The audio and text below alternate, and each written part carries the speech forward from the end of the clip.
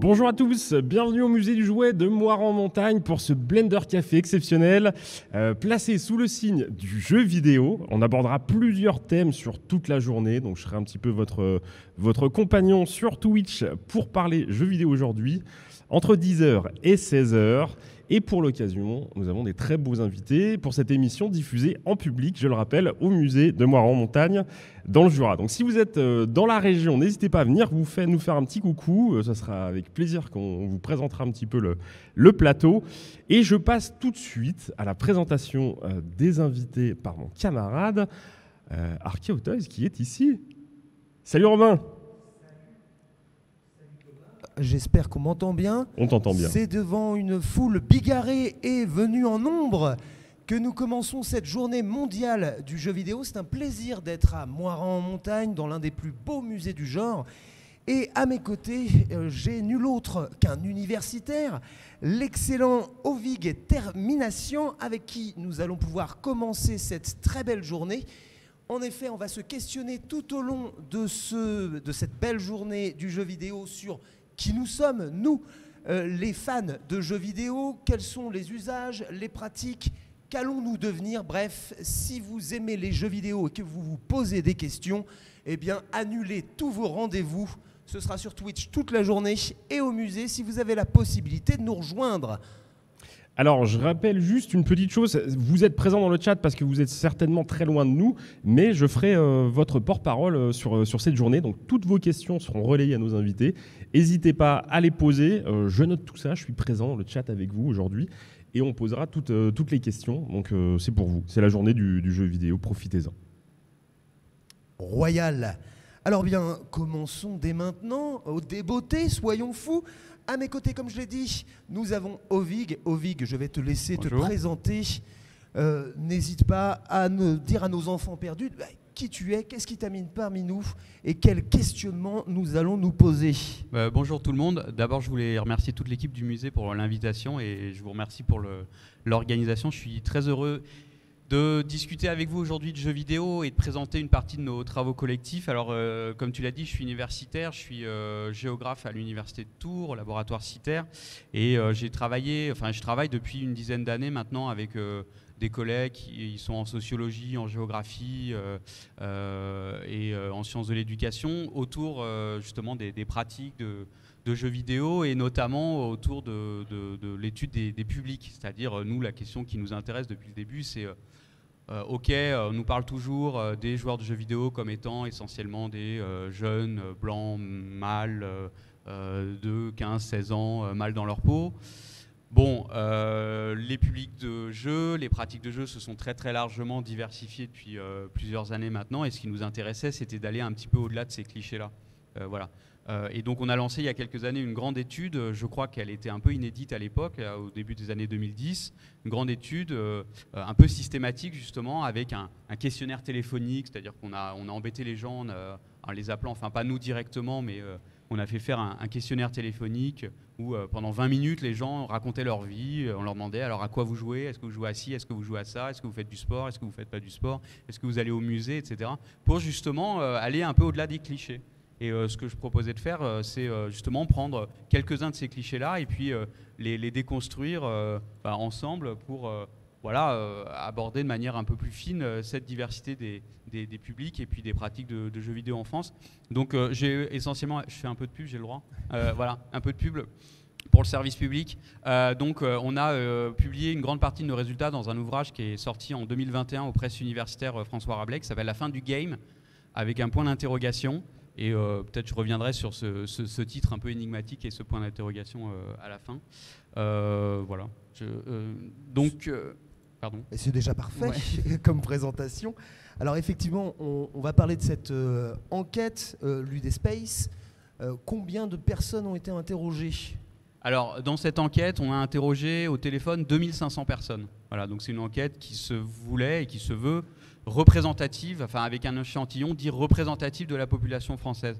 C'est-à-dire que contrairement à certaines enquêtes en ligne qu'on a pu avoir, notamment des enquêtes qui étaient commandées par des acteurs de l'industrie, C'était une enquête qui visait pas seulement les joueurs, ou en tout cas ceux qui se déclaraient joueurs de jeux vidéo, mais qui se voulait la plus large possible pour essayer de capter justement des pratiques que nous on a appelées des pratiques ordinaires, c'est-à-dire des pratiques qu'on n'observait pas du tout. Et loin justement de ces clichés des gros jeux en réseau, des jeux de tir, des MMO, etc. Mais plutôt les petits jeux qu'on fait dans le métro ou dans le bus, ou quand on a raté sa correspondance, ou dans la salle d'attente quand on s'ennuie, ou même, il faut bien le dire, dans les salles de classe ou dans les amphis, voilà, entre deux cours ou quand le prof raconte des choses pas très passionnantes. Petite pensée à ma grand-mère qui est accro à Candy Crush, je l'embrasse. Et ben voilà, exactement, c'est ce genre de pratique que nous on a essayé de capter dans l'enquête, en se disant mais bon, au fond on a beaucoup mis l'accent pendant des années sur les pratiques les plus visibles, les plus médiatisées, sur les gros jeux, les jeux AAA, sur laquelle la presse écrivait beaucoup parce que d'abord il y avait des chiffres d'affaires qui paraissaient un peu démesurés derrière ces jeux, voilà, et puis par ailleurs parce que c'était des jeux qui provoquaient un peu d'emballement médiatique, parfois aussi un peu d'inquiétude de la part des parents parce que on était sur des jeux de tir, des jeux plutôt à contenu parfois violent, voilà, et donc nous on a voulu un peu faire un pas de côté par rapport à tout ça. Alors on est maintenant à peu près un demi-siècle après l'arrivée massive du jeu vidéo dans nos vies. Effectivement, l'image du joueur de jeu vidéo est toujours collée à celle d'un homme blanc à lunettes entre 15 et 35 ans. Je crains qu'on soit tous les deux très clichés pour le coup. Mais qu'est-ce que vous avez découvert de fou dans cette enquête? Alors, en fait, comme souvent dans la recherche académique, on confirme des intuitions. Et une de nos intuitions, c'était que justement le public s'était très très largement diversifié. Et d'ailleurs, on a des statistiques, alors qui remontent maintenant un petit peu, mais qui sont cohérentes avec les statistiques les plus récentes, dont certaines sont d'ailleurs dans le musée du jouet. Donc je vous invite à aller à l'expo temporaire, puisqu'il y a des statistiques plus récentes de 2021 qui confirment ce qu'on avait déjà observé. La première chose, c'est qu'en fait, on est de plus en plus nombreux à jouer à des jeux vidéo. Ça, c'est très clair. Depuis les années 2000-2010, en fait, on peut dire que la majorité des gens aujourd'hui en France ont joué au moins une fois au cours de l'année à un jeu vidéo, quel que soit le type de jeu vidéo d'ailleurs. Dans notre enquête, là, qui date donc de 2012-2013, on avait 6 adultes sur 10 qui déclaraient avoir joué à des jeux vidéo au cours de l'année. Donc plus de la moitié de la population. Et chez les jeunes, c'est encore plus, on est quasiment à 9, enfin on était à plus de 9 enfants sur 10. En fait, on a interrogé donc des adultes, mais aussi des enfants et adolescents de 11 à 17 ans. Et donc là, on atteint sur des proportions très très élevées. Ce qui, pour nous, était intéressant parce que ça permettait de déconstruire un premier cliché, qui était le cliché autour de l'âge moyen. Alors, parce que les acteurs de l'industrie, le syndicat national du jeu vidéo, le CEL également, syndicat des éditeurs de loisirs, enfin je me souviens plus du titre exact, mais c'est pas très important, aiment beaucoup mettre en avant l'âge moyen des joueurs en disant que cet âge moyen, il a beaucoup progressé, aujourd'hui je crois qu'on est autour de 35, quelques mois, entre 35 et 36 ans. Mais effectivement, très clairement, on est de plus en plus nombreux à jouer. Des gens qui ont commencé, qui ont découvert les jeux vidéo en grandissant dans les années 80, parfois continuent à jouer, même s'ils jouent moins qu'avant. Voilà. Et alors, pourquoi cet âge moyen est important pour ces acteurs? Parce que c'est une manière de dire, vous voyez, le jeu vidéo est rentré à l'âge adulte. De même que les joueurs sont rentrés et les joueuses sont rentrées à l'âge adulte. Donc, quelque part, on peut se permettre de leur proposer des contenus un peu plus adultes, un peu plus matures, parce que les joueurs et les joueuses sont devenus responsables. Et voilà. Donc, c'est une manière pour eux, d'une certaine manière, peut-être de mettre de côté des questionnements ou des interrogations légitimes sur l'exposition à la violence, l'exposition à certains contenus. Et puis c'est aussi parce qu'ils ont bien compris qu'aujourd'hui, des gens qui achètent des jeux vidéo sont aussi une partie, alors évidemment des gens qui achètent pour leurs enfants, mais aussi pour eux-mêmes. Et parfois des gens qui ont un peu plus de moyens, de sous qu'avant. Alors là où nous on est très gênés en tant que chercheurs, en tant qu'universitaires sur cet âge moyen, c'est qu'en réalité ça masque complètement une autre réalité qui est encore très valable, c'est que certes on est de plus en plus nombreux à jouer, mais encore aujourd'hui les principaux joueurs, enfin en tout cas ceux qui jouent le plus et de manière la plus intense et la plus engagée, ça reste les enfants. Ça reste très clairement les enfants, et notamment dans notre enquête, l'échantillon des 11-17 ans. Pour vous donner juste un chiffre, je ne vais pas vous bassiner beaucoup avec les stats, c'est pas très le but, il est tôt encore samedi matin. Mais quand on regarde, non pas le fait d'avoir joué, mais la fréquence, c'est-à-dire à quel rythme on joue, chez les 11-17 ans, on a le quart des 11-17 ans, donc plus de, quasiment 25%, qui nous disaient je joue au moins une fois par semaine. Alors que chez les adultes, on est beaucoup moins, on est à moins de 20%. Donc plus on avance en âge, en tout cas ce qu'on voit dans l'enquête, c'est que plus on avance en âge, plus finalement l'engagement dans le jeu est moins fréquent, moins assidu. Parce que on a, il y a le travail, il y a la famille, il y a d'autres préoccupations, parfois d'autres loisirs. Alors que chez les enfants, très clairement, le jeu vidéo est central dans les pratiques. Ça ne veut pas dire qu'ils font que ça, mais en tout cas, ils se font de manière très très intense. Donc encore aujourd'hui, les pratiques de jeux vidéo restent quand même plutôt l'apanage des plus jeunes. Alors moi j'aurais une petite question sur les seniors, puisque il y a quelques semaines avait lieu à la Paris Games Week la finale française du championnat de bowling sur Wii en maison de retraite. C'était assez surprenant de voir des octogénaires s'éclater sur scène au bowling. Tu aurais des chiffres sur les anciens ? Ouais, alors on a quelques chiffres. C'est très amusant que tu cites le bowling Wii sur Wii, parce que je ne sais pas si vous vous souvenez, à l'époque où la Wii est sortie, toute la campagne marketing de Nintendo était justement axée sur le fait qu'on avait une console qui se voulait une console familiale. Et dans les pubs, on avait effectivement des enfants qui jouaient avec leurs parents ou avec leurs grands-parents, et c'était très amusant de voir comment la Wii est entrée aussi dans certains foyers, y compris les plus âgés, autour de ça. C'est pas un hasard d'ailleurs, sur notre couverture, on a mis des seniors sur notre couverture. Alors effectivement, chez les plus âgés, voilà, chez les seniors, la pratique du jeu vidéo est présente, mais ce qu'on constate, c'est qu'elle est quand même moins importante. Elle est moins importante. On est sur des taux beaucoup plus bas d'adultes qui pratiquent, et notamment qui pratiquent de manière régulière. Mais dans notre enquête, on a aussi fait ce qu'on appelle des entretiens dans le langage académique, c'est-à-dire que là, cette fois-ci, c'est pas au téléphone, mais on va chez les gens et on discute à partir de questions un peu plus ouvertes.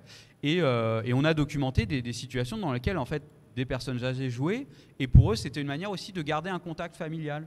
Donc on a des personnes âgées, par exemple, qui nous racontaient qu'ils jouaient au même jeu que leurs enfants ou leurs petits-enfants, et que ça leur permettait de discuter, d'échanger. Ah tiens, comment tu fais là ? Il y avait une personne, par exemple, qui jouait un jeu où il fallait gérer une boutique de fleurs, un fleuriste. Et souvent, cette personne discutait avec sa fille qui jouait au même jeu. Et c'était une manière de maintenir le lien, alors même qu'elles habitaient à 500 ou 6 km de distance. Alors ce qui est amusant, et ça c'est peut-être un deuxième cliché sur lequel on peut revenir, c'est la question de l'isolement. C'est-à-dire que souvent, ce qui a été présenté aussi, c'est que le jeu contribuait à l'isolement, et notamment l'isolement des plus jeunes. Alors, très clairement, je ne nie pas qu'il existe des situations pathologiques, voire dramatiques, et qui sont documentées par des travaux plutôt en sciences médicales ou en clinique. Nous, on est en sciences humaines et en sciences sociales. Donc on est assez éloigné de ces questions-là par manque de compétences, faut être clair. Ce n'est pas mon domaine de compétences. Donc très clairement, il peut y avoir des situations cliniques, des situations compliquées. Mais néanmoins, dans les pratiques ordinaires, ce qu'on constate, et ce qu'on a constaté nous dans nos statistiques, c'est que en fait, ces pratiques qu'on pourrait considérer comme les plus problématiques, finalement, elles ressortent comme très minoritaires. C'est-à-dire que quand on regarde, par exemple, quand on demande par exemple avec qui les gens jouent, eh bien en fait, ils sont très très peu nombreux chez les plus jeunes à dire jouer uniquement tout seul. Et au contraire, plus on avance en âge, plus la proportion de gens qui jouent exclusivement seuls augmente. Chez les plus jeunes, au contraire, le fait de jouer seul, ça leur arrive, bien entendu, aux filles et garçons de jouer seuls, mais en réalité, ils sont moins de 2%, je crois, à jouer uniquement tout seul. Et au contraire, le jeu vidéo chez les plus jeunes fait partie de leur sociabilité. C'est-à-dire que jouer aux jeux vidéo, c'est d'une part un plaisir, mais c'est aussi une manière de s'inscrire dans des logiques de sociabilité, qui peuvent être des sociabilités familiales, jouer avec son grand frère, sa grande sœur, jouer avec ses parents, mais aussi des sociabilités amicales, c'est-à-dire à l'école. Et ça, on a des travaux de sociologie qui montrent très très bien que le jeu vidéo, comme a pu l'être les séries télé à une certaine époque, dans les années 2000, c'était des vecteurs de sociabilité. C'est-à-dire qu'on jouait ou on regardait une série télé, pas forcément parce qu'on adorait ça, mais aussi parce qu'on savait que le lendemain, on allait pouvoir en discuter dans la cour de récré, et que c'était une manière d'être entre amis, quoi. Donc ça, on a essayé de le montrer dans l'enquête. Finalement, le jeu vidéo, c'est devenu la partie de foot entre copains du mercredi après-midi. C'est vrai que l'évolution du jeu vidéo fait qu'ils sont ouverts sur Internet et on retrouve ses copains.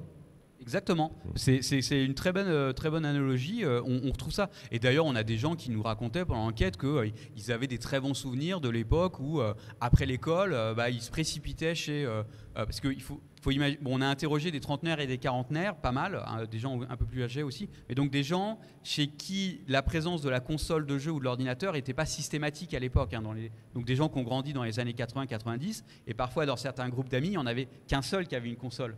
Et donc des gens qui nous racontaient que dès la sortie de l'école, ils allaient tous chez le gars ou la fille qui avait la console Nintendo avec je ne sais plus quel jeu.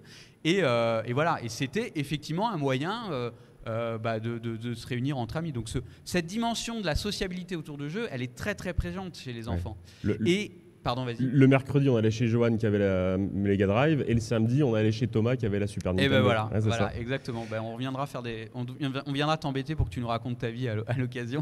J'ai deux petites questions dans le chat, si vous voulez, ça va peut-être relancer un petit peu. Alors, vu qu'on parle de souvenirs de vieilles consoles, on a GTman qui nous disait, c'est une question très personnelle, hein, je me permets de vous la poser, quelles étaient à vous, on va faire un petit sondage aussi dans le public, quelles étaient vos consoles, vos premières consoles qui vous ont amené à jouer aux jeux vidéo?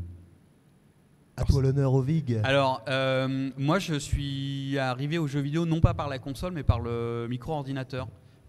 Et je me souviens qu'on avait un Atari ST. Ah oui. Et c'est par l'Atari, et donc non pas par une console, mais par donc un ordinateur, micro-ordinateur, ce qui est quand même un luxe à l'époque. Hein, je m'en rends compte maintenant, rétrospectivement. On avait eu beaucoup de chance, voilà, que je suis arrivé aux jeux vidéo. Chez moi, la console est arrivée assez tard, et c'était plutôt des copains qui nous prêtaient des consoles. Et quant à moi, effectivement, on avait aussi un Atari à la maison, mais je n'avais pas le droit d'y toucher. J'étais trop petit. J'ai dû attendre la Game Boy pour pouvoir vraiment avoir ma propre console. Et cette Game Boy, elle a pris une autre dimension quand est arrivé le câble Link et qu'on a pu jouer à plusieurs, notamment à Pokémon. C'est vrai que j'ai souvenir vraiment d'un renouveau. Passer de Tetris à Pokémon, ça a été quand même une petite révolution. Est-ce qu'on ferait pas un petit sondage dans le public rapidement? Quelles ont été vos premières consoles, votre première approche avec le jeu vidéo? Alex Kidd, Master System 2, même Represent Sega, pareil. Très joli choix. Alors on a des gens plus ou moins jeunes dans cette assemblée. Ouais. La GameCube. Avec Smash Bros, évidemment. Nous avons un public qui est très féminin, on y reviendra d'ailleurs sur ce questionnement. Mesdames, mesdemoiselles, la Game Boy, excellent choix. Et décidément, il y a beaucoup de joueurs de Game Boy à Moirans aujourd'hui. Game Girls qui jouent à la Game Boy. Des Game Girls qui jouent à la Game Boy, tout à fait. Une autre question du chat, Thomas? Ouais, j'ai une deuxième question. Alors là, on change un petit peu de sujet, mais elle est assez intéressante.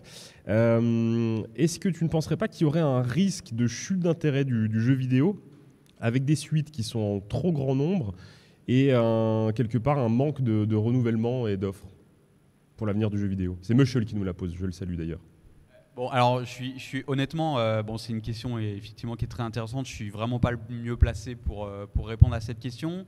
La seule chose que je peux dire de mon point de vue, c'est que c'est peut-être une question qui se pose pour certaines générations de joueuses ou de joueurs, mais pas pour toutes. Enfin, ce que je veux dire par là, c'est que peut-être que les plus jeunes qui aujourd'hui découvrent le jeu vidéo se posent moins cette question de la suite. Voilà. Parce qu'ils prennent le jeu tel qu'il arrive, quoi. Donc c'est peut-être le 5e ou le 6e épisode. Ouais. Et au contraire, on a plutôt des expériences ou des anecdotes qu'on m'a rapportées, c'est plutôt des gens pour qui c'est l'occasion de redécouvrir des séries de jeux. Des licences, quoi. Des franchises. Cela étant, très clairement, il y a certains éditeurs qui ont bien compris que justement des générations de joueuses et de joueurs qui ont grandi avec certains jeux, qui aujourd'hui ont un capital économique un peu plus important que ce qu'il était quand ils payaient des jeux avec leur argent de poche, c'était aussi un bon moyen de leur reproposer des remakes, des rebooks, des HD, des machins. On a la même chose au cinéma. C'est vrai qu'on est sur quelque chose d'un peu plus global. Et effectivement, je pense que la question est sans doute liée au dernier jeu Pokémon, qui est surpris par son manque de nouveautés. On y reviendra probablement sur cette sociologie du Pokémon un peu plus tard. On a abordé le nombre incroyable de femmes qu'il y a autour de nous au musée aujourd'hui pour nous écouter. Dans ton étude, est-ce que tu as eu l'occasion de travailler sur un public genré ? Ouais, alors ça, c'était une vraie question pour nous, hein, dans le collectif de chercheurs, on est une dizaine, de savoir quelle était la place des femmes dans les pratiques de jeux vidéo, et parce que ça faisait partie aussi d'un des clichés. Mais en fait, un cliché qui a deux versants, c'est assez amusant. C'est-à-dire qu'il y avait le premier cliché qui est de dire bon, le jeu vidéo, ça reste un truc de garçon ou d'homme. Et puis le deuxième cliché qui était celui porté par certains acteurs qui disaient mais regardez, la pratique se féminise beaucoup. Aujourd'hui, les femmes ont toute leur place dans les pratiques, etc. Alors, c'est très clair que le jeu vidéo est une pratique culturelle qui s'est féminisée. Et dans les statistiques, on le voit très bien. On a une bonne partie des publics femmes et filles qu'on a interrogés qui jouent aux jeux vidéo. Chez les enfants, par exemple, on est à plus de 90%, autant chez les garçons que chez les filles. Néanmoins, et c'est ça qui nous a beaucoup intéressés, c'est de voir que au-delà du fait de jouer ou pas, on avait encore des différenciations qui étaient assez fortes entre filles et garçons. Et clairement, les pratiques les plus intensives, les pratiques les plus engagées restent encore plutôt on va dire la marque de fabrique entre guillemets, ou en tout cas reste plutôt une caractéristique des pratiques masculines. Chez les adultes par exemple, donc, on est à plus de 6 adultes sur 10, on est quasiment aux 2/3 des adultes hommes qui jouaient aux jeux vidéo, alors que quand on regarde spécifiquement les adultes femmes, on tombe à moins de la moitié. Donc en fait, cette statistique de 6 adultes sur 10, elle est un peu faussée par le fait que c'est le public masculin qui tire vers le haut. Chez les enfants, c'est pareil. On a, donc chez les 11-17 ans qu'on a interrogés, ils étaient 9 enfants sur 10 garçons à nous dire « je joue quasiment tous les jours » et on était à moins de la moitié chez les filles. Donc il y a encore une différenciation en termes d'engagement, en termes de fréquence de jeu, en termes de style de jeu aussi. Pareil, on a demandé aux gens à quoi ils jouaient. Bon, bah, chez les garçons, ils étaient 6 enfants sur 10 à nous dire « je joue à des jeux de tir ». Chez les filles, c'était une fille sur 10. Donc il y a encore des différences assez fortes. Et on le voit bien aujourd'hui dans la manière dont les jeux vidéo sont, enfin dans la manière dont on parle des jeux vidéo et dans la manière dont les jeux vidéo sont catégorisés. Vous avez certainement toutes et tous entendu parler de l'expression de girl games, jeux de filles, etc. Et souvent, ces expressions-là, elles sont plutôt employées de manière péjorative. C'est-à-dire quand on parle de jeux de filles ou de jeux de girl games, y compris dans les discours de certains publics, c'est plutôt de manière un peu condescendante de dire « non, mais les jeux de filles, c'est des faux jeux, c'est pas des vrais jeux ». Et à l'inverse, il y a les vrais jeux, les jeux AAA ou autres, qui sont des jeux qui correspondent à ce qu'on considère comme vraiment un jeu vidéo. Et donc cette forme, donc là, il y a ce qu'on a appelé, nous, une forme de domination masculine dans l'étude des pratiques. C'est-à-dire que non seulement les filles restent encore moins nombreuses, malgré l'augmentation de la féminisation des pratiques, mais en plus, elles sont moins étudiées. Et on en parle moins. Et quand on en parle, c'est de manière plutôt péjorative.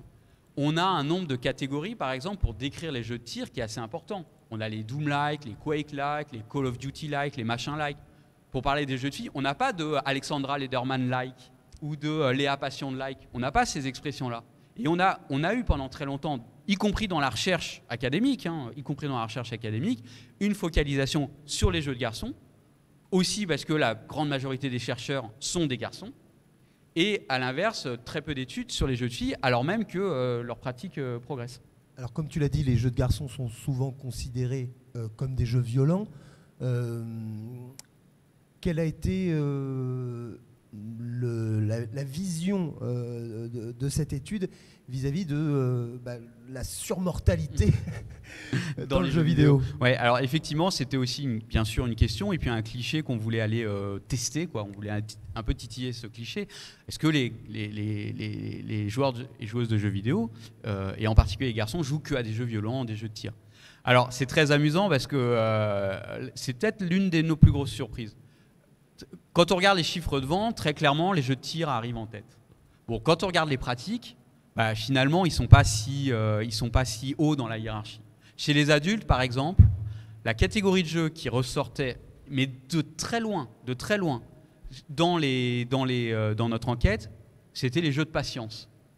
C'était les jeux de patience. C'est-à-dire que parmi tous nos enquêtés, ils étaient 13% à nous dire « je joue à des jeux de patience ». Et la deuxième catégorie, on tombe tout de suite à 3%, je crois. Et donc les jeux de patience, c'est quoi? C'est les jeux de cartes, c'est l'adaptation du démineur, c'est le solitaire. Alors le solitaire est le jeu le plus joué en France. Donc c'est pas Call of Duty, c'est pas Pokémon. Parce que dès lors qu'on regarde non pas simplement les publics de joueurs, mais toute la population française, bah finalement c'est ces jeux-là qui ressortent.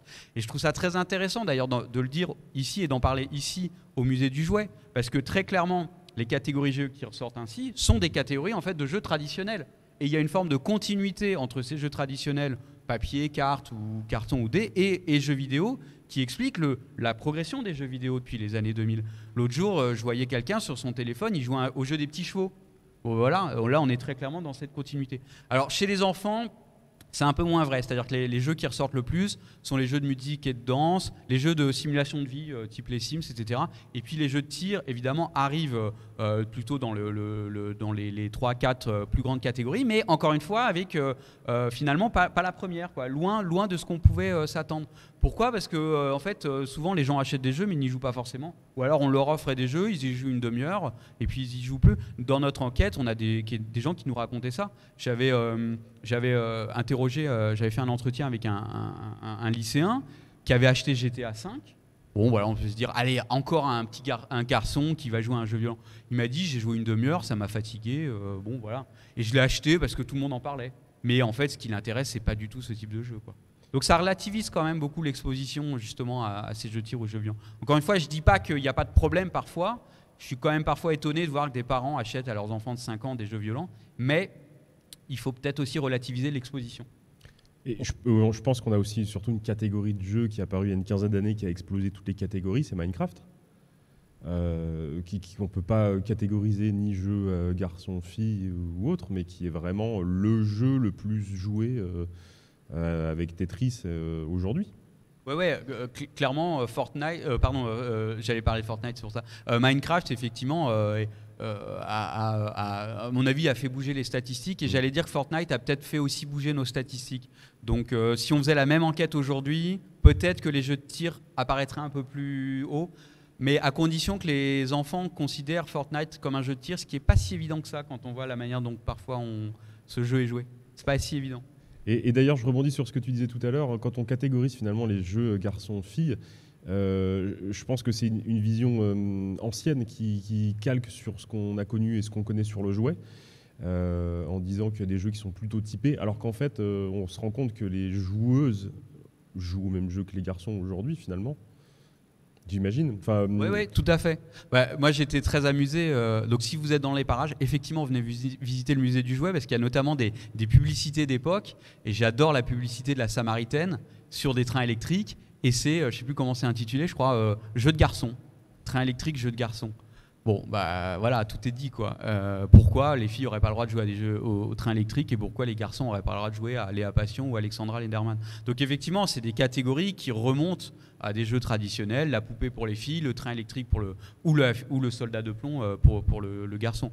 Et aujourd'hui, on a des passerelles. Alors néanmoins, ce que montrent les études sociologiques, notamment sur les enfants, c'est que c'est plus facile d'une certaine manière, ou en tout cas c'est plus accepté pour les filles de traverser, de transgresser, c'est-à-dire, et à la limite presque, on pourrait considérer qu'une fille qui joue à un jeu de garçon, quelque part, c'est plutôt bien vu, d'une certaine manière, alors qu'un garçon qui va jouer à un jeu de fille, c'est un peu moins bien vu. On a parlé de Minecraft et de Fortnite, ça va nous permettre de faire une passerelle avec un type de jeu qui n'est apparu qu'il y a une vingtaine d'années, le jeu en ligne, qui s'est fortement développé. Aujourd'hui, il est presque impossible de penser un jeu sans une partie multijoueur avec des joueurs du monde entier. Est-ce que c'est ressorti dans l'étude ? Oui, c'est ressorti effectivement. Alors là aussi, peut-être que nous, il faut qu'on apporte des nuances. Alors, l'enquête téléphonique, elle a eu lieu il y a une dizaine d'années. Donc après, comme souvent dans le milieu académique, il y a le temps de l'analyse, le temps de l'écriture. Donc c'est pour ça que l'ouvrage n'est sorti que l'année dernière. Mais déjà, il y a une dizaine d'années, le jeu en ligne ressortait beaucoup et nous permettait de marquer le fait que pour une très grande partie des publics, eh bien, en fait, jouer en ligne s'inscrit dans des sociabilités plus larges. C'est-à-dire, bon, voilà, on a des enquêtés qui nous disent, bah oui, je joue en ligne, y compris avec des inconnus ou avec des amis, mais je joue aussi hors ligne. Et donc, le jeu en ligne, aujourd'hui, est devenu une composante, parmi d'autres, des pratiques de jeux vidéo. Par contre, paradoxalement, la proportion de joueurs jouant à des MMO, donc pas les jeux en ligne en général, mais spécifiquement les jeux massivement multijoueurs, n'était pas si importante que ça. Et que l'emballement médiatique autour de certains MMO, bon, comme World of Warcraft par exemple, pour n'en citer qu'un. Dans les années 2000, finalement, c'est peut-être un peu essoufflé au début des années 2010. En fait, ce qu'on soupçonne, mais ça ce serait à vérifier sur le terrain, donc le terrain d'analyse, ce qu'on soupçonne, c'est qu'en fait le public de MMO a tendance à passer d'un MMO à l'autre. Et donc finalement, on a l'impression que beaucoup de gens jouent à des MMO, mais finalement c'est un peu les mêmes gens. Vous voyez ce que je veux dire? Mais c'est à vérifier, hein, c'est une intuition, c'est pas du tout un fait scientifique pour l'instant. Alors comme tu l'as très bien dit, les Meuporg ont fait très peur aux médias à une certaine époque. Est-ce qu'on... Alors comme tu as pu étudier les pratiques, est-ce que le Meuporg amène des pratiques excessives plus que d'autres jeux? Alors ça, moi je suis pas capable de répondre. Tout ce que je peux dire, c'est souligner encore ce que je disais tout à l'heure, c'est que finalement le nombre de personnes qui jouent exclusivement seules, y compris à des Meuporg, finalement est très très minoritaire, hein, moins de 2% chez les moins de 17 ans. Donc j'aurais plutôt tendance à dire que ça reste des cas pathologiques, très certainement qui existent, mais qui restent justement de l'ordre de la singularité ou de la situation exceptionnelle, et qui renvoient plutôt à des problématiques autres, c'est-à-dire la problématique familiale, des problématiques de décrochage scolaire, qui sont parfois moins la cause que les... Bon, voilà, c'est toujours compliqué de démêler les causes et les faits causes et effets dans ce genre de situation, mais voilà, ça reste des situations plutôt minoritaires dans notre enquête. Bon, ce qui est sûr aussi, c'est que on peut imaginer que les gens qui étaient dans les situations les plus problématiques n'ont pas souhaité répondre à l'enquête, donc c'est pour ça aussi qu'on les a pas dans notre enquête, quoi. Ça, c'est ce qu'on appelle un biais méthodologique dans la recherche. Moi, j'ai l'impression qu'on est déjà sur un effet de génération. La génération MMORPG, c'était la génération Caramel Messenger. Et puis les Fortnite, Minecraft d'aujourd'hui sont la génération TikTok, Snapchat, quoi. Merci pour ce whiz, voilà, mon cher Thomas. Je t'en prie. J'ai deux petites questions, si vous avez envie de répondre à ça. On a Monsieur Cochir qui nous demande est-ce que dans tes études, tu as été déjà amené à étudier les gamers qui regardent des streams, ce type de nouvelle activité? Alors moi non, mais il y a des travaux notamment de Noémie Roch et Samuel Coavou, que j'invite à aller regarder, qui ont étudié effectivement ces publics-là. Ce qui est intéressant, c'est que, comme je disais tout à l'heure, globalement, quand les gens avancent en âge, il y a tout un tas de raisons parasites qui viennent faire qu'on a moins le temps de jouer qu'avant. Et dans notre enquête, il y a beaucoup de personnes qui nous expliquent logiquement qu'ils jouent moins qu'avant parce que entre-temps, il y a eu les études, il y a eu la petite amie ou le petit ami, les enfants, le travail, etc. Et pour des gens qui continuent de s'intéresser aux jeux vidéo, il faut trouver des leviers compensatoires, c'est-à-dire des moyens de compenser l'absence de possibilité de temps de jeu par d'autres biais. Donc, par exemple, consulter des forums ou justement regarder des streams de jeux vidéo. Et pour une partie des publics, c'est une manière, en quelque sorte, de jouer par intermédiaire, de jouer par... oui, enfin, c'est ça, par intermédiaire. Par substitution. Donc, ouais, exactement, par substitution. Donc, quand on n'a pas le temps de jouer, on regarde jouer. Et c'est une manière de prolonger justement le plaisir ludique. Comme regarder un match de foot, quoi, finalement. Oui, tout à fait, comme on regarde un match de foot, et ensuite ça permet d'en discuter. Voilà, pour des gens qui n'ont plus le temps de pratiquer. D'ailleurs, on a une streameuse locale très connue, Little Big Well, qui est de Dole, qu'on salue si elle nous regarde, mais je ne pense pas, mais on l'embrasse en tout cas. Une autre question, mon cher Thomas? Une autre question de Mushel qui nous demande est-ce que la population française a toujours été plus joueuse que les autres pays européens dans l'histoire du jeu vidéo? Voilà. Alors, question. Non, c'est une super question. Malheureusement, j'en sais rien. La France, c'est quand même. Bon, en fait, j'invite à visiter le musée du jouet parce que ce que montre le musée du jouet, c'est qu'en fait, on joue partout et à toutes les époques. Le jeu vidéo existe en France depuis les années 70-80. On l'oublie souvent, mais il y a les travaux d'Alexis Blanchet qui l'a très bien montré, qui a publié un bouquin il n'y a pas très longtemps sur l'histoire du jeu vidéo en France. Même si traditionnellement on considère que le jeu vidéo est plutôt né au Japon ou aux États-Unis, le jeu vidéo existe en France depuis les années 70-80 et a connu quand même un certain succès. De là à dire qu'on joue plus aux jeux vidéo en France que par exemple en Angleterre ou en Espagne, c'est pas sûr. Ça resterait à vérifier. Il y a beaucoup de pays où en fait le jeu est très présent dans la société, quoi. Mais aujourd'hui on joue partout. aux jeux vidéo en Amérique du Sud, en Afrique, au Moyen-Orient. Voilà, le jeu vidéo s'est beaucoup démocratisé, notamment grâce à l'accès par justement des dispositifs mobiles ou téléphones. Et les différences se font plus justement dans les styles de jeu, l'accès aux jeux vidéo. En Afrique, par exemple, où le jeu vidéo se pratique plutôt sur portable. Enfin, sur mobile, dispositif mobile. Là où en Europe, on serait plutôt sur du console ou de l'ordinateur, même si le jeu sur mobile existe et est très présent, bien entendu. Alors moi, j'aurais une petite question sur les pratiques anciennes, notamment celles des années 80, ceux qui ont connu les salles d'arcade, où le jeu était performatif. Il fallait mettre son nom sur le tableau des high scores. Aujourd'hui, effectivement, c'est quelque chose qui est peut-être moins important. Sur du Alexandra Lederman, c'est plus rare de vouloir mettre son nom tout en haut de l'affiche. Est-ce que tu as ressenti une différence, est-ce qu'on peut ressentir dans cette étude une différence entre le vieux joueur et le nouveau joueur, celui qui n'a pas connu les salles enfumées et les pièces de 10 francs? Ouais, alors tu as tout à fait raison. Alors on en reparlera peut-être sur la table ronde suivante autour de l'e-sport et de la performance e-sportive. Très clairement, les salles d'arcade ont périclité avec la démocratisation des consoles de salon. Elles ont tendance parfois à revenir, en tout cas les bornes d'arcade ont tendance parfois à revenir dans certaines configurations spécifiques. Les barrageux qui jouent beaucoup sur nostalgie. Dans certains équipements publics aussi, on voit réapparaître des bornes d'arcade. Il y a une espèce de renouveau qui s'opère.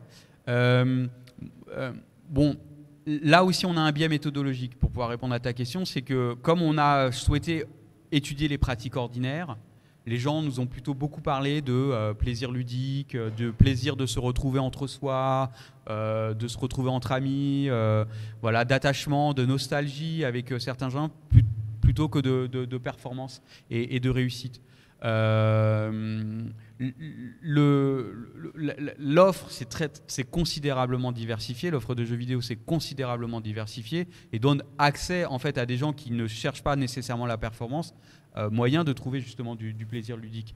Tu parlais de Candy Crush tout à l'heure. Bon, alors évidemment on peut être dans la performance dans Candy Crush. Je crois qu'il y a des high scores qui sont affichés chaque fois qu'on passe un niveau ou autre. Mais il y a aussi beaucoup de gens qui jouent et qui nous le disent. Moi, je joue pour passer le temps, parce que je m'ennuie quand je suis coincé dans le bus ou dans le tramway, ou entre deux rendez-vous. Et pas du tout parce que je cherche absolument à battre mon record, etc. Là, on est plutôt sur des pratiques dites expertes, pratiques que les médias aiment bien qualifier de gamers.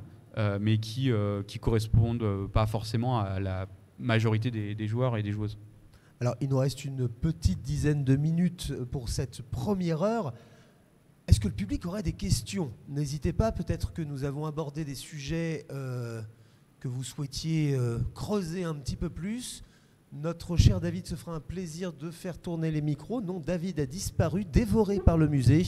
Mais je vais m'en charger. Le géant derrière nous est décidément cannibale. Alors, n'hésitez pas à lever la main ou on choisira quelqu'un au hasard. C'est assez terrible. Ah, nous avons une première question. N'hésitez pas, jeune homme, à vous faire connaître.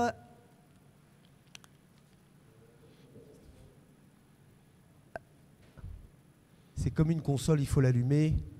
Merci. Bonjour. Bonjour. J'avais une question. Je voulais savoir quel jeu vous avez le plus tryhardé, on va dire, de A à Z, vraiment l'histoire de A à Z. Alors, souhaites-tu commencer, Ovid? Je te laisse répondre parce qu'il faut que je prenne le temps de réfléchir. Alors, je dois l'avouer, le jeu que j'ai le plus poncé, comme on disait à mon époque, c'est probablement GTA San Andreas, mais pas pour écraser des prostituées ou tuer des dealers. Je faisais toutes les missions de taxi. Okay. Donc, je faisais en sorte de bien conduire, et je sais que je ne suis pas le seul. C'est une pratique qu'on m'a racontée à plusieurs reprises. C'était presque grisant de respecter des règles dans un jeu où tout est fait pour qu'on ne les respecte pas. C'est peut-être mon côté à rebours. Et puis effectivement, moi j'ai eu la chance de faire partie de la génération Pokémon, la toute première génération. Et oui, j'ai eu les 151 Je l'ai travaillé autant que se peut et malheureusement la cartouche est morte il n'y a pas très longtemps, la pile a fini Tu par... n'as pas la preuve, donc on peut pas te croire. Bah, j'ai pris des photos à une époque, mais j'ai gardé ces Pokémon pendant très très longtemps. Dans ma petite cartouche, j'étais très fier d'avoir les 151 et d'avoir mon Dracofeu level max qui m'a accompagné pendant longtemps. Ouais. Et en ce moment, il est sur Run Showdown. Oui, et en ce moment je suis sur un showdown, mais malheureusement je crois que j'aurais beau le poncer, il ne sera jamais parfait. Je suis très mauvais, je dois l'avouer. Est-ce que vous avez d'autres questions? Ou alors, oui, non, Ovic préparait sa réponse. Non, mais c'est pas grave parce que c'est un jeu que personne ne connaît pas. Donc, mais justement, le chat je se pense, fera un alors plaisir peut-être que je citerai Dungeon Master, qui est un RPG Dungeon Crawler, voilà, pour les experts. Donc c'est un jeu d'exploration de donjons qui date de 86 ou 87, un truc comme ça, et auquel j'ai beaucoup joué. En essayant à chaque fois des différentes manières, c'est-à-dire soit en allant le plus vite, soit en montant le plus vite, le plus haut les personnages, soit en allant avec un seul personnage alors que normalement il faut y aller avec 4. Enfin voilà, donc c'est vraiment un jeu où j'ai testé quand même pas mal de possibilités. Dans le chat, Poison Ivy nous dit qu'elle c'était Pac-Man 2 pour son jeu le plus poncé. Voilà. Est-ce que vous avez... N'hésitez pas dans le chat à donner vos jeux également, on les relaiera sur plateau. Et alors Ovic, si on devait retenir une seule chose de cette étude, un cliché déconstruit à travers cette recherche, qu'est-ce que tu choisirais ? Alors, je reviendrai peut-être sur le titre du bouquin qu'on a appelé donc La fin du game avec un point d'interrogation. En fait, nous, notre problème, c'est que on a un problème avec les catégorisations. Gamer, hardcore gamer, casual gamer, etc. Bon. C'est pour ça qu'on a voulu un peu tester ça et ces différents clichés. Parce que ces catégorisations, elles sont parfois un peu simplistes. On peut en fait être hardcore sur du Candy Crush et puis jouer de temps en temps à GTA ou je sais pas quoi. De même qu'on peut jouer à la fois à des jeux très experts et puis des jeux, on va dire des petits jeux. Donc on est très mal à l'aise avec ces catégorisations qui renvoient aussi à des manières de traiter le jeu vidéo, y compris du point de vue de la puissance publique, c'est-à-dire en gros à qui on s'adresse, quoi. Donc pourquoi on a mis un point d'interrogation? Pour dire, bon, non pas que les pratiques dites de gamer ou de hardcore gamer ont disparu, mais que, en fait, continuer de parler de gamer ou de hardcore gamer ou de cette opposition simpliste entre hardcore et casual masque une très grande diversité des publics et des pratiques. Et pour nous, c'est un vrai enjeu dès lors qu'on veut bâtir une stratégie ou une réflexion sur une politique publique autour du jeu vidéo. C'est-à-dire que quand on se pose la question, par exemple, de savoir quel jeu vidéo on met dans un musée, ou alors qu'on se pose la question de savoir quelle animation culturelle on fait autour du jeu vidéo, ou qu'on se pose la question de savoir quel jeu vidéo on va utiliser à l'école, dans nos cours, eh bien, si on ne reste que sur ces catégories-là, on va complètement louper une partie des publics. Parce qu'on va s'adresser en fait à une seule partie, qui n'est pas forcément la partie la plus majoritaire justement des publics, comme on le montre dans l'étude. Et donc on va passer à côté de personnes qui seraient peut-être intéressées par le jeu vidéo, mais qui ne se reconnaissent pas dans ces catégories expertes. Donc pour nous, c'est un vrai enjeu de politique publique, de dépasser ces catégories qui sont souvent des catégories imposées, allez, on va dire soutenues par les acteurs, par les acteurs industriels ou par certains médias pour qui c'est assez facile de parler de gamer. Voilà, tout le monde comprend. On a également la vision marketing du jeu vidéo portée par tous les éditeurs, les distributeurs qui nous offrent peut-être un miroir déformant. En comparant les résultats de cette étude, qu'est-ce que tu retiens justement des biais de l'industrie ? Moi, la seule chose que je retiens peut-être, parce que bon, c'est peut-être revenir sur quelque chose que j'ai dit très rapidement tout à l'heure, c'est que finalement les jeux les plus vendus ne sont pas forcément les jeux les plus joués. Voilà, on a vu sur GTA par exemple, à un moment donné où tout le monde s'affolait sur à la fois le coût de production et puis le nombre de ventes. Bon nous on a des gens qui nous disent ah oui tiens j'avais oublié que je l'avais. Je parle de GTA, j'ai rien contre GTA, ça m'est égal, mais il se trouve que c'est un exemple qui revenait dans notre enquête, quoi. Il y a d'autres exemples de ce jeu. Donc cette distorsion entre chiffre d'affaires, chiffre de vente et puis réalité des pratiques, c'est peut-être ce que je retiendrai. Voilà, au regard de ta question. Parfait. Il nous reste encore 3 minutes 22 sur cette première heure de conférence. Thomas, aurais-tu une question dans le chat ? Alors j'ai une petite question sous le coude. Peut-on dire que le jeu vidéo s'est démocratisé avec l'augmentation de la qualité de vie, niveau financier, hein, sous-entendu, par rapport au début du lancement du jeu vidéo? Question posée par GTman66. Oui, c'est tout à fait possible. C'est tout à fait possible, effectivement. L'allongement de l'espérance de vie, l'augmentation du temps consacré au loisir aussi, hein. Voilà, bon, les régulations sur le nombre d'heures travaillées par jour, par semaine, contribuent à ce que des sociologues ont appelé, à partir des années 60-70, à la société des loisirs. Voilà, la civilisation du loisir, donc, ou la civilisation du temps libre. Donc très clairement, aujourd'hui, on a plus de temps libre qu'avant. On vit plus longtemps, on vit mieux. Une partie aussi des publics a voilà, des moyens un peu plus élevés qu'avant. Le coût des consoles rapporté en ABC. Alors, bon, donc, pendant longtemps, voilà, on va dire ça comme ça. Pendant longtemps, le coût des consoles a plutôt eu tendance à baisser, le coût des jeux a plutôt eu tendance à baisser. Je dirais que depuis quelques années, j'ai l'impression qu'on prend le chemin inverse. Mais oui, tout ça sont autant de facteurs, on va dire macro ou des facteurs, voilà, au regard de l'évolution de la société qui contribuent effectivement à faire que aujourd'hui les pratiques de loisirs, bon voilà, sont partie prenante de notre vie quotidienne, quoi. Je vais m'adresser au public, toujours aussi bigarré et motivé en cette matinée de la journée du jeu vidéo. Auriez-vous une dernière question pour Ovig? N'hésitez pas, c'est le moment. Vous pourrez quand même lui poser les questions après discrètement, hein, ne vous inquiétez pas. Un public qui reste très féminin, quoi qu'on en pense. En tout cas, on ne peut que vous inviter à nous rejoindre. Vous aussi, si vous êtes dans le Jura ou si vous êtes très motivé, nous vous accueillerons jusqu'à 17 h au musée de Moirans en montagne. Une dernière question. Ah, je crois que la directrice du musée a une question. Non, si peut-être. Eh bien, je laisserai le mot de la fin à mon cher Thomas. Eh ben, écoutez, merci beaucoup pour toutes vos participations. Ça fait plaisir de voir que ces sujets vous intéressent. Merci aussi pour toutes ces lumières sur ces clichés et cette déconstruction autour du jeu vidéo. On va pouvoir enchaîner sur un autre thème. Je sais alors là, attention, hein, on a mis les petits plats dans les grands. Duplex, effets techniques, on va avoir des gens en visio, des gens présents, un public, un chat, un stream, tout ça. Je vous laisse vous installer. On va faire une petite transition des passe-passe et puis on se retrouve dans 45 secondes.